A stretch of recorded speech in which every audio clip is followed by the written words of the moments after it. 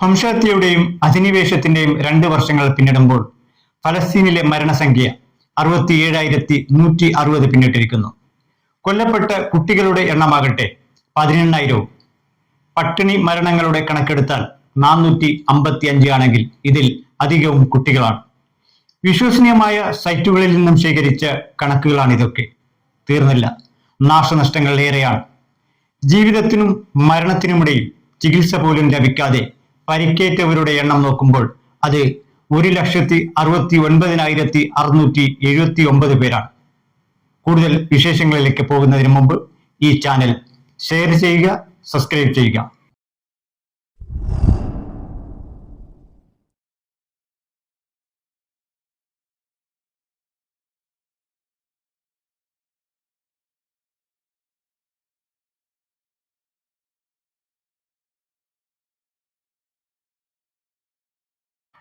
Israel Hamas യുദ്ധം അവസാനിപ്പിക്കാൻ ഈജിപ്തിലെ കെയ്റോയിൽ കഴിഞ്ഞ ദിവസം ആരംഭിച്ച ചർച്ചയുടെ ആദ്യഘട്ടം വിജയം എന്നാണ് ഡൊണാൾഡ് ട്രംപ് അവകാശപ്പെട്ടത്. മധ്യേഷ്യയിൽ നിന്ന് വരുന്ന ഏറ്റവും പുതിയ വിവരങ്ങൾ ആശ്വാസം നൽകുന്നത് തന്നെയാണ്. സൈന്യത്തെ പൂർണ്ണമായും പിൻവലിക്കണമെന്നും തങ്ങളുടെ കൈവശമുള്ള 20 ബന്ദികൾക്ക് പകരം ഇസ്രായേൽ തടവിൽ വെച്ചിരിക്കുന്ന 1,700 പലസ്തീൻ പൗരന്മാരെ വിട്ടയക്കണമെന്നും ഹമാസ് മുന്നോട്ട് വെച്ചിരിക്കുന്ന ഉപാധികൾ. ഇത് സംബന്ധിച്ച് കൂടുതൽ റിപ്പോർട്ടുകളായിരിക്കും വരും മണിക്കൂറുകളിൽ പുറത്തുവരിക. ഫലസ്തീൻ ഇനി എന്ത്? ഹമാസ് എന്ന പോരാട്ട സംഘടനയെ പൂർണ്ണമായും ഇല്ലായ്മ ചെയ്യാൻ ഇസ്രായേലിന് സാധിച്ചിട്ടില്ല എന്നതാണ് ഈ അധിനിവേശത്തിന്റെ ചിത്രം നമുക്ക് വ്യക്തമാക്കുന്നത്.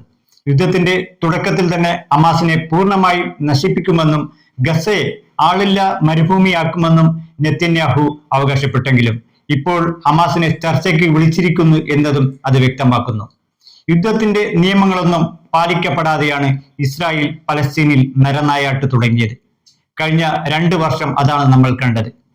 യുദ്ധ കുറ്റവാളിയായി അന്താരാഷ്ട്ര കോടതി നെതന്യാഹുവിനെ പ്രഖ്യാപിച്ചെങ്കിലും അതിന്റെ നിയമ നടപടികൾ ഒന്നും തന്നെ ഇതുവരെ ഉണ്ടായിട്ടില്ല എന്നതും യാഥാർത്ഥ്യമാണ്.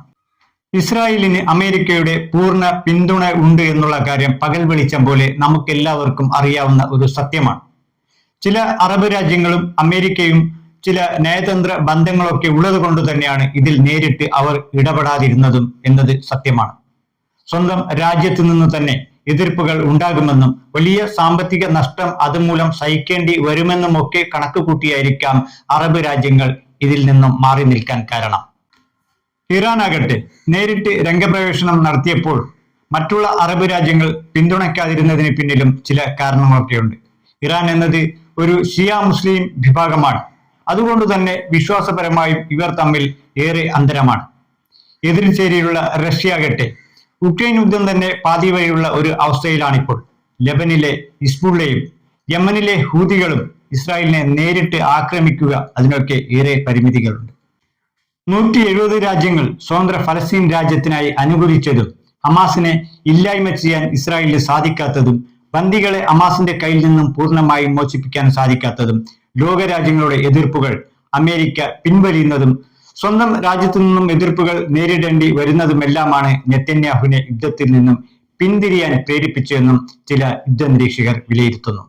അധിനിവേശത്തിന്റെ തുടക്കത്തിൽ തന്നെ ബെഞ്ചമിൻ നെതന്യാഹു പറഞ്ഞത് ഗസയെ ഞങ്ങൾ ആളില്ല മരുഭൂമിയാക്കും എന്നാണല്ലോ.